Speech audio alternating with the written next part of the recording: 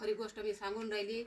खरं तर ह्या माणसाले बेवड्याची ॲक्टिंग काही जमत नाही, तरी मी सांगत असतो कशी तरी अशी करा तशी करा तशी करा म्हणून ते कसं तरी करते. तर तुम्हाला असं वाटते का रिअलमध्ये ह्या खरंच बेवडा आहे बा, पक्काच बेवडा आहे म्हणते. कोणी कोणी दादा लयच कमेंट करते, लय बेवडे आहे म्हणते दोघे बी हे. पण तसं तर इतकुसही नाही आहे म्हटलं, तीळभर बी नाही आहे तसं. तुम्ही जसे सोचता तसं काहीच नाही आहे. म्हणून तुम्ही श्रद्धा ठेवा, श्रद्धा ठेवा, पण अंधश्रद्धा नका ठेवू. कारण आपण आज 21व्या शतकात आहे. नवीन विचार केले पाहिजे, नवीन आचार केले पाहिजे, मुलांना चांगलं शिकवलं पाहिजे, आपल्या लेकरांना तंत्रज्ञानाचं शिक्षण दिलं पाहिजे, की प्रोजेक्ट दिलं पाहिजे. बाकी देशातले पोरं पहा कसे, आपल्या देशातले पोरं पहा कसे आहे. प्रगती करते, सामोर जाते. कोणता देश सामोर सामोर गेलाय? आणि खर्रा म्हणजे आज म्हणजे जपान, थायलंड सामोर गेलाय. कशानं?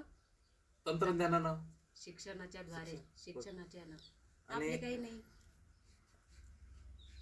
लहान वयातच टोपले उचलायला जातात बिचारे, कारण बाप बेवडा राहते. लेकराले खाले प्याले घरात राहत नाही, तिकडे माय कामाले जाते, इकडे पोरग टोपले उचलायला जाते. शिक्षणाचं वयात ते लेकरं एवढ्या टोपले उचलते. आणि खऱ्याचा भारी शौक. खऱ्यानं पूर्ण जिंदगी म्हणजे जीवन पूर्ण वाया चाललं. तर मग ठीक आहे, आपण खर्रा काही हो गावामध्ये कितीकच गावामध्ये पोरी ह्याच कारणाला लग्न करत नाही का, पोरगा खर्रा खाते आणि दारू पिते ह्या कारणानं. काऊन पोरी भेटत नाही आहे हे कारण तर तुम्ही जाणून घ्या. आणि समजू शकतो ना, हा समजू शकतो का खर्रा दारू काऊन खाते पिते, का बेरोजगारी आहे, लग्न जुळून नाही राहिलं. पण त्याचा पर्याय तो नाही ना, का तुमचं लग्न जुळत नाही म्हणून दारू आणि खर्रा प्या म्हणून तुम्ही. आणि तुम्ही म्हणजे स्वतःला डेव्हलपमेंट करा, पैसे कमवा, काही बँक बॅलन्स करा.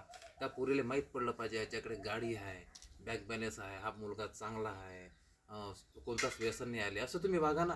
बुद्धीचा वापर करा. नुसता खरे